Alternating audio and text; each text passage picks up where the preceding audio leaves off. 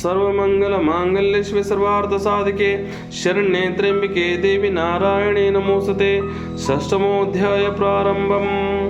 ಓಂ ಶ್ರೀ ಮಹಾಲಕ್ಷ್ಮಿ ಶೂಲದಿಂದ ಚಿಕ್ಷುರನನ್ನು ಸಂಹರಿಸಿದ್ದು ಚಂಡಬಲವರದೇವಿಯು ಬಹು ಉದ್ದಂಡ ಸಚಿವನ ಚಿಕ್ಷುರಾಖ್ಯನ ಖಂಡಿಸಿದಳೈ ಸಮರದಲ್ಲಿ ಮಹಾಲಕ್ಷ್ಮಿ ಶೂಲದಲ್ಲಿ।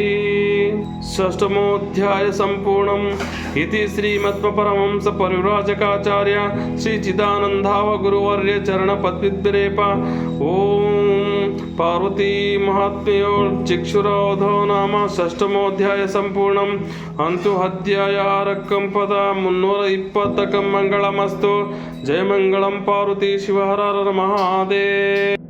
ಶ್ರೀ ಮಹಾದೇವಿ ಚರಿತೆಯ ಸಪ್ತಮೋಧ್ಯಾಯ ಪ್ರಾರಂಭಂ। 7ನೇ ಅಧ್ಯಾಯ ಪ್ರಾರಂಭಂ। ಶಿವನು ತ್ರಿಶೂಲದಿಂದ ದುಷ್ಟನಾದ ಬಿಡಾಲನನ್ನು ತಿವಿದು ಕೊಂದದ್ದು।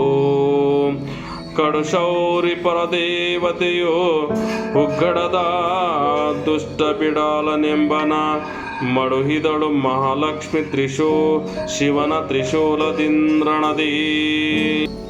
ತಿಂಬುವೆನು ಆ ಜಗವ ಸ್ತ್ರೀಯಳ ಕೊಂಬುವೆನು ಪ್ರಾಣವನು ನಿರ್ಜರ ಎಂಬವರ ಸವರವೆನು ಹುಡಿ ಮಾಡುವೆನು ಭುವನಗಳ ಎಂಬನೇನ್ ಚಿಕ್ಷುರಾರುದಾಕ್ಷರ ಸಂಹರಿಸಿದಳು ಇವಳ ಬಿಡೆನು ತ್ರಿಯಂಬಕನ ಕೊಟ್ಟುವೆನು ಕೊಲ್ಲುವೆನು ವಿಷ್ಣುವೆನು ಎಂದುಕೊಂಡೆನು ಧನುವರ ನೆರೆಸು ತಂದು ಸುರಿದನು ಸರಳ ತ್ರೈಜಗ ಅಂದು ಮುಸುಕಿತ ರವಿ ಅರಸುಮೆ ಕಾಣಿಸದ ತೆರೆನಂದ। ಶ್ರೀಮತ್ಮ ಪರಮಹಂಸ ಪರಿವ್ರಾಜಕಾಚಾರ್ಯ ಶ್ರೀ ಚಿದಾನಂದಾವ ಗುರುವರ್ಯ ಚರಣ ಪದ್ವಿದ್ರೇಪ। ಶ್ರೀ ಚಿದಾನಂದಾವಧೂತ ವಿರಚಿತ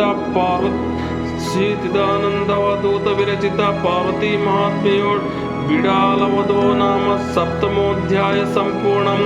ಅಂತೂ ಅಧ್ಯಾಯ 7 ಪದ 348 ಮಂಗಳಮಸ್ತು।